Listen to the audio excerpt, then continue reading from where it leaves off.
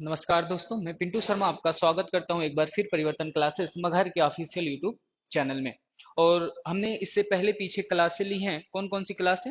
एक बौद्ध धर्म की क्लास ली और एक जैन धर्म की क्लास ली है। चूंकि वो वीडियो थोड़ा सा लंबा हो जाता तो जिस वजह से हमने वहां पर एमसीक्यूज नहीं रखा। हमने सोचा बौद्ध धर्म और जैन धर्म का एक सेपरेट वीडियो बना दिया जाए एमसीक्यूज के माध्यम से। और आज हम उन्हीं 40 प्रश्नों पर चर्चा करेंगे। और अगर आप उन दोनों क्लासों को देखे हैं तो आप 40/40 का स्कोर कीजिएगा और कमेंट बॉक्स में जरूर ये बताइएगा कि आपका स्कोर कितना आया। इससे हमें भी पता चलेगी कि हमारी मेहनत कहाँ चल रही है। तो ये रहा आपका पहला क्वेश्चन। इसका जवाब दीजिए और थोड़ा तेजी से जवाब दीजिएगा। कह रहा है जैन परंपरा के अनुसार जैन धर्म में कुल कितने तीर्थकर हुए हैं? तो याद रखिएगा, जैन धर्म में जैन धर्म में कुल तीर्थकर कुल जो तीर्थकर हुए हैं वो कितने हुए हैं? तो कुल तीर्थकरों की संख्या 24 है। अगर बात करें पहले कौन है और बात करें 24वें कौन है, तो ये रखेंगे जो पहले तीर्थकर हैं उनका नाम है ऋषभ देव। और जो 24वें तीर्थकर हैं उनका नाम क्या है? महावीर। तो याद रखेंगे जैन धर्म में कुल कितने तीर्थकर हुए? 24 तीर्थकर। ये जवाब सही है। और एक बार अगले प्रश्न पर चला जाए कि अगला प्रश्न क्या कह रहा है और देखा जाए। त्रिपिटक धर्म ग्रंथ किसका है? त्रिपिटक का क्या मतलब हुआ कि किस धर्म में त्रिपिटक के बारे में बताया गया है। त्रिपिटक का मतलब जानिएगा कि त्रिपिटक किस चीज के बारे में बताया जा रहा है। त्रिपिटक मतलब जिसमें 3 अध्याय होंगे। वो 3 अध्याय कौन कौन से? जैसे विनय पिटक, विनय पिटक, सूत पिटक, सुत्त पिटक और अभिधम्म पिटक। और कौन से पिटक? अभी अभिधम्म पिटक, अभिधम्म पिटक। और इन तीनों पिटकों के बारे में किस धर्म में बताया गया? क्या जैन धर्म या बौद्ध धर्म में? तो याद रखेंगे बौद्ध धर्म के बारे में बताया गया। बौद्ध धर्म इसका सही जवाब है। फिर आगे चला जाए और आप प्रश्नों को बड़े इत्मीनान से जवाब देते हुए आगे चलिएगा। देखिए अगला प्रश्न क्या कह रहा है।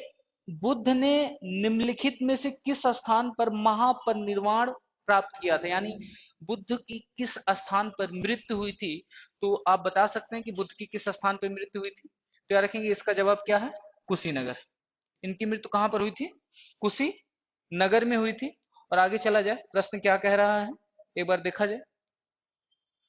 किस शासक ने बौद्ध धर्म के लिए विख्यात विक्रमशिला विश्वविद्यालय की स्थापना की? बहुत इंपॉर्टेंट प्रश्न है ये, याद रखिएगा, कई बार एग्जाम में प्रश्न पूछा हुआ है कि किस शासक के शासनकाल में विक्रमशिला जो बौद्ध धर्म से संबंधित है विद्यालय की स्थापना हुआ? तो याद रखेंगे क्या महिपाल है? नहीं, ये तो नहीं है। धर्मपाल। धर्मपाल सही जवाब है। फिर आगे चला जाए। किसके द्वारा तृतीय बौद्ध संगति को संरक्षण प्रदान किया गया था? तृतीय बौद्ध संगति, याद रखेंगे बौद्ध धर्म के कोर्स 3 बौद्ध धर्म बौद्ध धर्म की संगति। पहली जो हुई वो 483 में, दूसरी जो हुई वो 383 में, पहली दूसरी और तीसरी जो बौद्ध संगति हुई थी वो 255 में ईस्वी में हुई थी। और जो ये बीसी की मैं बात कर रहा हूँ, बीसी संगति मतलब बीसी यहां में हम चले। जैसे अक्सर बच्चों को डाउट हो जाता है सर एडी है या बीसी? बीसी मतलब ईसा पूर्व की घटना चल रही है। और जो पहली हुई थी वो पहली शताब्दी में हुई थी, पहली शताब्दी। यानी पहली बौद्ध संगति 483 में, दूसरी बौद्ध संगति 383 में, तीसरी बौद्ध संगति 255 में और जो चौथी बौद्ध संगति हुई थी वो पहली शताब्दी में। ध्यान से समझिए ये किनके शासन काल में हुई थी? किनके शासन काल में हुई थी? तो याद रखेंगे अजात शत्रु, अजात शत्रु, काला शोक, काला शोक, अशोक, अशोक तृतीय बौद्ध संगति। और चौथी बौद्ध संगति हुई थी किसके शासन काल में? कनिष्क के शासन काल में। और आपसे पूछ क्या रहा है कि किसके द्वारा तृतीय बौद्ध संगति का संरक्षण किया गया था? तो ये पहली, दूसरी, तीसरी बौद्ध संगति का संरक्षण किसके द्वारा किया गया? अशोक के द्वारा। तो ऑप्शन कौन सा सही होगा? ऑप्शन बी इसका बिल्कुल सही जवाब है। और इसी क्रम में आगे चला जाए कि अगला प्रश्न क्या कह रहा है।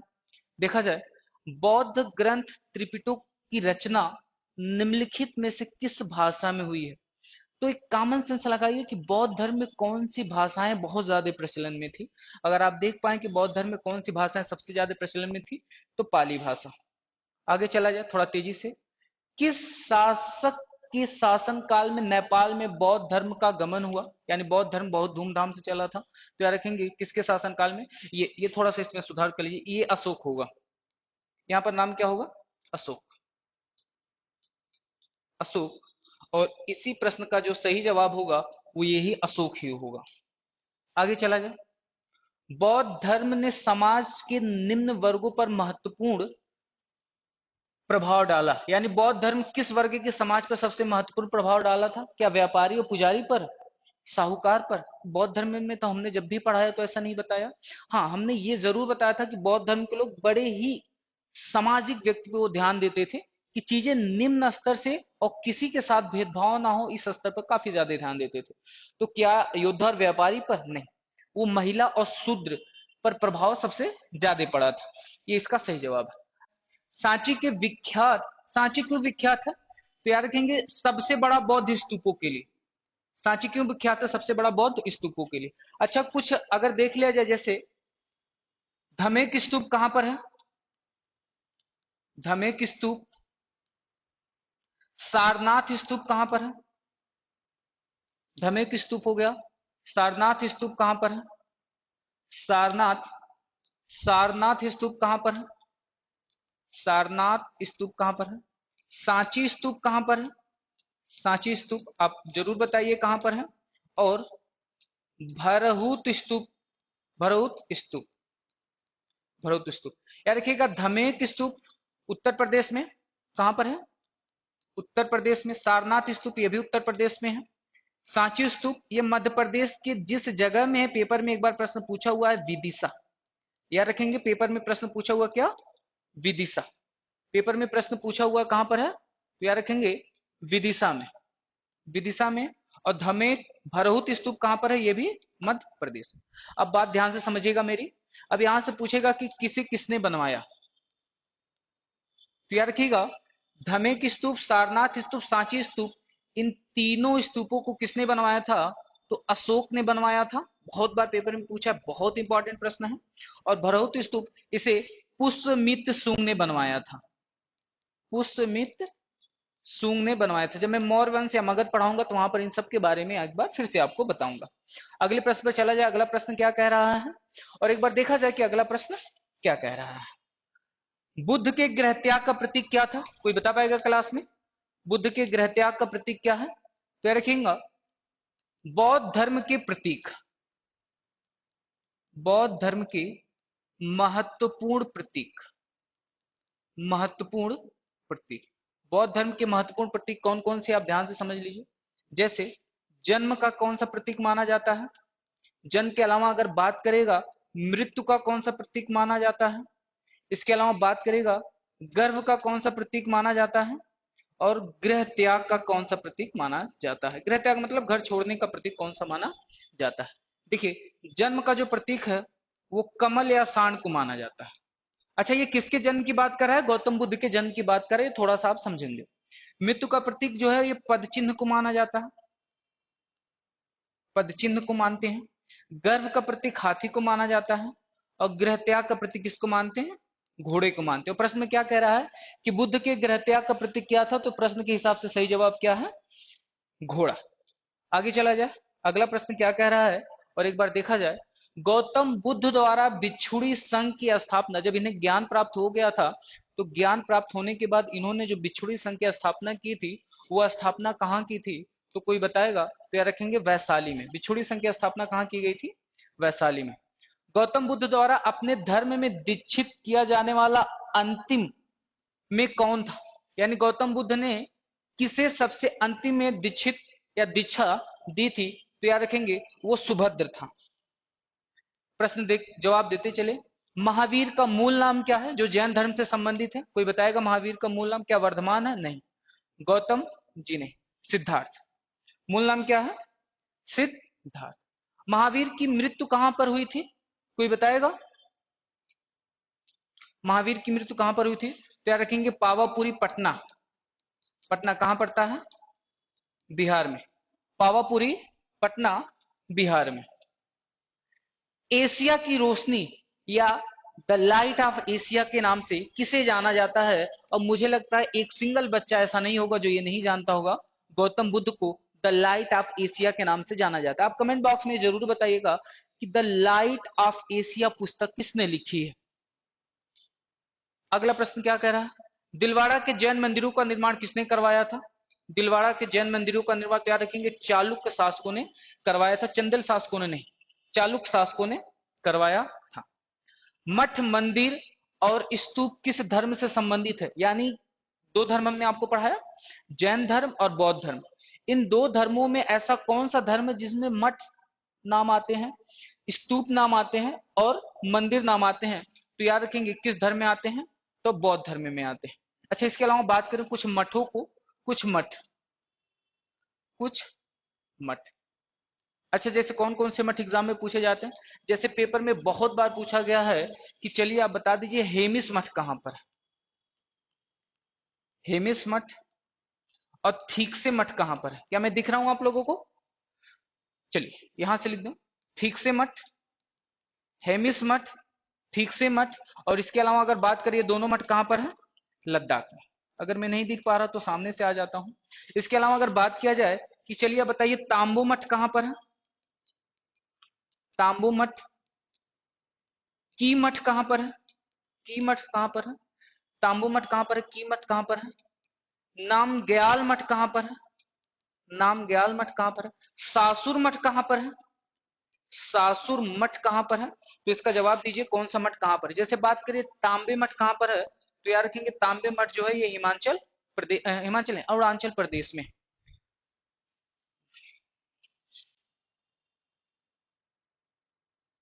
तांबे मठ, ये मठ कहां पर है? सारे के सारे जो मठ हैं ये हिमाचल प्रदेश में। जो अरुणाचल प्रदेश मैंने यहाँ पर गलती से लिखा था वहां पर तवांग मठ होना चाहिए। तांबे मठ की बात करेगा की मठ, नामग्याल मठ, सासुर मठ हिमाचल प्रदेश में। और याद रखिएगा सासुर मठ जो है ये बौद्ध धर्म के 14वें धर्मगुरु दलाई लामा का निवास स्थान है। दलाई लामा का निवास स्थान है। कौन सा स्थान है?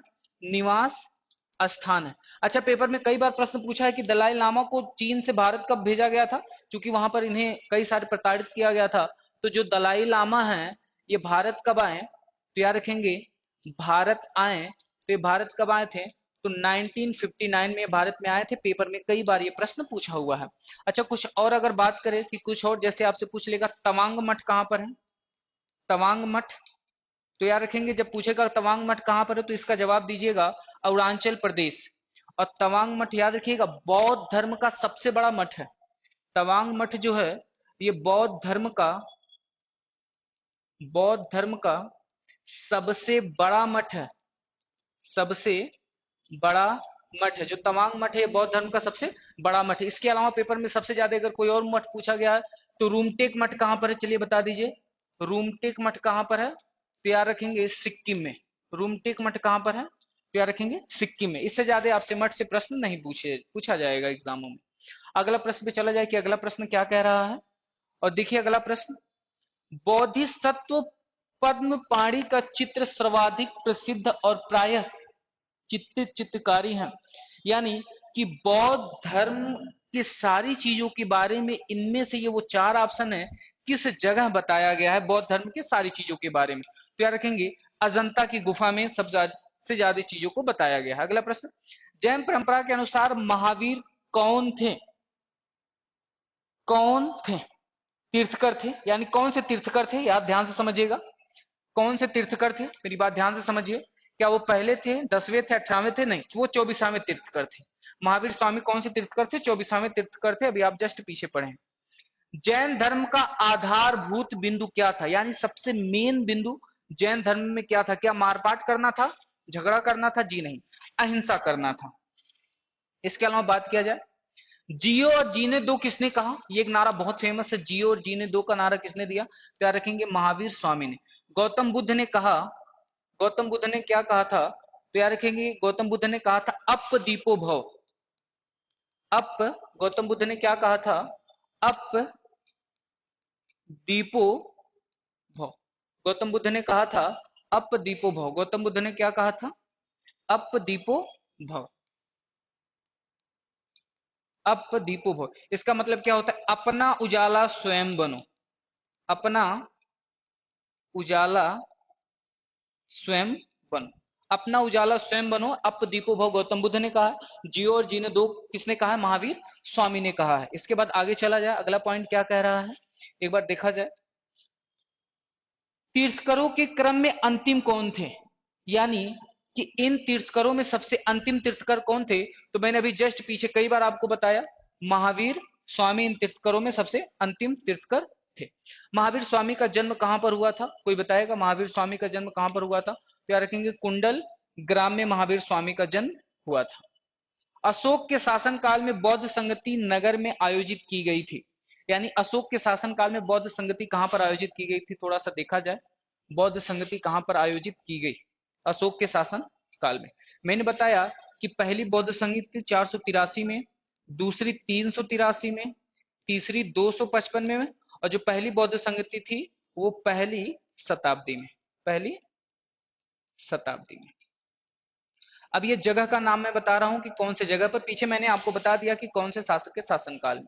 पहली बौद्ध संगति राजगृह, राजगृह, वैशाली, वैशाली, पाटलिपुत्र, पाटलिपुत्र और कुंडनवन। तो याद रखेंगे अशोक के शासनकाल में जो तीसरी संगति हुई थी वो कहां पर हुई थी? पाटलिपुत्र में। चूंकि तीसरी बौद्ध संगति का जो नेतृत्व किया जो मेन था किसके शासनकाल में? अशोक के शासनकाल में हुआ था। अगला प्रश्न, बौद्ध धर्म ग्रहण करने वाली पहली महिला कौन थी जिसने बौद्ध धर्म को ग्रहण किया था? तो महात्मा बुद्ध की मौसी जिन्होंने उनका लालन पालन किया था, प्रजापति गौतमी, ये बौद्ध धर्म की याद रखिएगा पहली महिला बिछुड़ी थी। बौद्ध गया कहां स्थित है? बहुत सिंपल सा प्रश्न है। बौद्ध गया कहां पे स्थित है? बिहार में स्थित है। अगला प्रश्न क्या कह रहा है? जातक किसका ग्रंथ है? जातक कथाएं किसका ग्रंथ है? तो याद रखेंगे बौद्ध धर्म का। जातक कथाएं किसका ग्रंथ है? तो बौद्ध धर्म का ग्रंथ है। जातक कथाएं किसका ग्रंथ है? बौद्ध धर्म का ग्रंथ।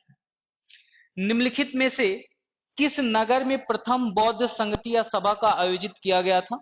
अभी जस्ट मैंने आपको पीछे बताया कि प्रथम बौद्ध संगति, क्या रखेंगे? प्रथम बौद्ध संगति 483 ईसा पूर्व में अजात शत्रु के समय, अजात शत्रु के समय राजगृह में, राजगृह में, और जो अध्यक्ष था उस अध्यक्ष का नाम क्या था? महाकश्यप। तो कहां पर हुआ था प्रथम बौद्ध संगति? राजगृह में। जवाब सही है। आगे चला जाए। अब ये मिलान कीजिए, बुद्ध के जीवन के 4 महत्वपूर्ण घटनाओं से संबंधित मिलान है। एक बार इस मिलान को किया जाए। एक बार आप बताइए, फिर उसके बाद मैं बताता हूं। क्या रखिएगा, क्या भगवान बुद्ध का जन्म लुम्बिनी में हुआ था? जी हाँ, लुम्बिनी में हुआ था। क्या इन्हें ज्ञान की प्राप्ति बोध गया में हुआ था? जी हाँ। प्रथम उपदेश सारनाथ में दिए थे? जी हाँ। और निधन इनका कहां पे हुआ था? कुशीनगर में हुआ था। तो यानी देखा जाए ए का तीसरा और बी का दूसरा, 32 का सीक्वेंस कहां पर बन रहा है? कोई बताएगा? 32 यहां पर बन रहा है सीक्वेंस 32, और सी का पहला, सी का पहला, डी का चौथा, डी का चौथा, यानी ऑप्शन ये सही है। इसके बाद आगे चला जाए। निम्नलिखित में से सबसे पूर्वकालिक जैन ग्रंथ कौन है? यानी जैन ग्रंथ जो सबसे पूर्वकालिक है उसका नाम क्या? याद रखेंगे 14 पूर्व। पिछली क्लासों में हमने किया था। भगवान महावीर का प्रथम शिष्य कौन था? बहुत ही इंपॉर्टेंट प्रश्न, कई बार एग्जाम में प्रश्न बना हुआ है कि भगवान महावीर का प्रथम शिष्य कौन था? भगवान महावीर का प्रथम शिष्य कौन था? कई बार प्रश्न बना, तो याद रखेंगे जमाली भगवान महावीर का प्रथम शिष्य था। त्रिरत्न सिद्धांत सम्यक धारण, सम्यक चरित और सम्यक ज्ञान किस धर्म से संबंधित है? त्रिरत्न याद रखेंगे। त्रिरत्न जो है, त्रिरत्न दो धर्मों में है, दो धर्मों में है। त्रिरत्न जो है वो कितने धर्मों में? दो धर्म। अच्छा, वो दो धर्म कौन कौन से हैं? एक तो आपका हो गया बौद्ध धर्म, बौद्ध धर्म, और एक आपका क्या हो गया? याद रखेंगे जैन धर्म। अच्छा, बौद्ध धर्म में जो त्रिरत्न है उसके नाम क्या क्या है? बौद्ध धर्म में त्रिरत्न का नाम है धम्म, संघ, और एक नाम और भी है। और जो जैन धर्म में है उनका नाम क्या है? सम्यक दर्शन, सम्यक दर्शन, सम्यक ज्ञान, सम्यक ज्ञान, और सम्यक आचरण। सम्यक आचरण, बौद्ध धर्म संघ, ये तीसरा क्या है? बौद्ध। तो याद रखेंगे जो त्रिरत्न बौद्ध धर्म है उसके नाम ये हैं, और जो त्रिरत्न जैन धर्म है उसके नाम ये हैं। तो इसमें से कौन सा बताया? सम्यक धारणा, सम्यक चरित्र और सम्यक ज्ञान। यानी ये किस धर्म की बात कर रहा है? तो याद रखेंगे जैन धर्म की बात कर रहा है। बहुत इंपॉर्टेंट नाम, जैन धर्म के बारे में ये बात कर रहा है। इसके बारे में थोड़ा सा आप ध्यान से समझिए। फिर आगे चला जाए, अगला प्रश्न क्या कह रहा है, और हम आखिरी कगार में पहुंच रहे हैं। एक बार ध्यान से समझिए। निम्नलिखित में से कौन सा स्थल पार्श्वनाथ से संबंधित होने के कारण जैन सिद्ध क्षेत्र माना जाता है? यानी ऐसा कौन सा स्थल है जो जैन धर्म के तीर्थकर पार्श्वनाथ से संबंधित है? अच्छा याद रखेंगे, पार्श्वनाथ 23वें तीर्थकर थे। 23वें, मेरी बात ध्यान से समझिए। अगर बोलेगा कि कौन से तीर्थकर थे पार्श्वनाथ, पार्श्वनाथ तीर्थकर, पार्श्वनाथ कौन से तीर्थकर थे? तो मेरी बात ध्यान से रखिएगा, पार्श्वनाथ 23वें तीर्थकर थे। और इन्हीं के नाम पर एक शिखर का नाम रखा गया, क्या? सम्मेद शिखर। अगला प्रश्न क्या कह रहा है? गौतम बुद्ध का जन्म कब हुआ था? गौतम बुद्ध का जन्म कब हुआ था? तो याद रखिएगा 563 ईसा पूर्व में गौतम बुद्ध का जन्म हुआ था। 35, बौद्ध शिक्षा का केंद्र क्या था? यानी जहां पर बौद्ध शिक्षाएं ग्रहण की जाती थी उसका केंद्र क्या हुआ करता था? तो याद रखिएगा विक्रमशिला विद्यालय। और विक्रमशिला विश्वविद्यालय का स्थापना किसने किया था? तो धर्मपाल ने किया था। इस चीज के बारे में आप विशेष रूप से याद रखेंगे। जैन समुदाय में प्रथम विभाजन के श्वेतांबर संप्रदाय के संस्थापक कौन थे? जैन धर्म में याद रखेंगे, जैन धर्म में एक आप नाम पाएंगे श्वेतांबर का, श्वेतांबर, और एक आप नाम पाएंगे दिगंबर। श्वेतांबर और कौन कौन सा नाम पाएंगे? दिगंबर। और ये जो श्वेतांबर थे, तो याद रखेंगे श्वेतांबर स्थूल बाहु, और जो दिगंबर थे वो कौन थे? भद्र बाहु। और आप अगर ये जानना चाहते हैं कि स्थूल बाहु भद्र बाहु की कहानी क्या है, तो आपको एक बार बौद्ध धर्म का टॉपिक जो मैं पढ़ाया हूं उसे देखना पड़ेगा, तब आप समझ पाएंगे कि ये चीजें कैसी हैं। तो याद रखेंगे, पूछा जा रहा है कि श्वेतांबर संप्रदाय के संस्थापक कौन थे, तो ऑप्शन में क्या है? स्थूल बाहु। तो ऑप्शन के हिसाब से सही जवाब क्या होगा? स्थूल बाहु। अगला प्रश्न क्या कह रहा है, एक बार देखा जाए अगले प्रश्न के बारे में। प्रश्न संख्या 37, प्रथम जैन महासभा का आयोजन कहां हुआ था? जो प्रथम जैन महासभा थी उसका आयोजन कहां हुआ था? तो याद रखिएगा, प्रथम जैन महासभा का जो आयोजन हुआ था ना, प्रथम जैन महासभा का जो आयोजन हुआ था ये 300 बीसी में हुआ था। और कहां पर हुआ था? पाटलिपुत्र में हुआ था। 300 बीसी में पाटलिपुत्र में प्रथम महासभा का आयोजन कराया गया था। फिर आगे प्रश्न क्या कह रहा है? द्वितीय जैन महासभा का आयोजन कहां पर किया था? द्वितीय जैन महासभा का आयोजन, तो याद रखिएगा, वल्लभी में किया गया था। और ये कहां पर पड़ता है? ये पड़ता है गुजरात में। वल्लभी में किया गया था, कहां पड़ता है? गुजरात में। जैन साहित्य का संकलन किस भाषा व लिपि में है? इसका मतलब कि जैन साहित्य में कौन सी भाषाएं बोली जाती थी जैन धर्म में, और उसकी लिपि को किस में निर्धारित किया गया है? तो एक बार ध्यान से समझिएगा। क्या जैन धर्म में संस्कृत या देवनागरी भाषा जैसी उल्लेख नहीं? प्राकृतिक भाषा नहीं, पाली भाषा या संस्कृत भाषा नहीं। लेकिन जैन धर्म में जो उपदेश दिया गया था वो अर्धमागधी भाषा में महावीर ने दिया था। और अर्धमागधी भाषा में कहा नजर आ रहा है? ऑप्शन बी में। तो कभी कभी प्रश्नों में आप एक हल्का सा हिंट जानकर भी प्रश्नों का जवाब दे सकते हैं, ये आपके पास तरीका होना चाहिए। और आज की क्लास का अंतिम प्रश्न, बौद्ध धर्म एवं जैन धर्म दोनों के उपदेश किसके शासन काल में दिए गए? और इसका आप जरूर कमेंट बॉक्स में बताएं। यह आपके लिए घर गृह कार्य है, याद रखेंगे, यह आपके लिए गृह कार्य, ये आपके लिए गृह कार्य। इस प्रश्न के बारे में आप कमेंट बॉक्स में जरूर बताइए कि क्या सही जवाब होगा। और एक विशेष जानकारी आपके लिए, किसी बच्चे का कमेंट आया था कि छठी शताब्दी में 72 संप्रदायों का गठन हुआ था कि नहीं हुआ था? देखिए, ये जब मैं आगे आपको एक टॉपिक पढ़ाने वाला हूं वहां पर मिलेगा, तो वहां पर इसके बारे में विस्तृत चर्चा की जाएगी। पर छठी शताब्दी में उस बच्चे की डाउट के हिसाब से मैंने कई जगह देखा, कई बुकों को देखा, और सबसे फेमस चैट जीपीटी पर भी मैंने सर्च किया, तो वहां पर मेरे द्वारा बताया गया प्रश्न ही सही बताया गया 72 संप्रदायों के बारे में। अलग अलग जगह आप कहीं कहीं 68 भी पाएंगे, 62 भी पाएंगे, अलग अलग जगह अलग अलग। अभी एक बुक आती है बहुत फेमस है, मैं एक दिन शॉप पर गया था तो वैसे ही देख लिया, खान सर नाम से एक बुक आती है जो सबसे अच्छे टीचर्स माने जाते हैं, वो उनके बुक में भी 72 संप्रदायों के बारे में भी बताया गया, चैट जीपीटी में भी 72 संप्रदाय के बारे में बताया है, एक बुक में मैंने वहां पर भी देखा 72 संप्रदाय के बारे में बताया है। तो याद रखिए, यहां पर जो लिख दिया जाएगा वो सत्य बात होगी। अगर बाई चांस कभी मिस्टेक हो जाए, हालांकि ऐसा होगा नहीं, लेकिन बाई चांस कभी मिस्टेक हो जाए तो उस चीज के बारे में भी सुधार किया जाएगा, क्योंकि आपसे पहले प्राथमिकता इस परिवर्तन क्लासेस की है।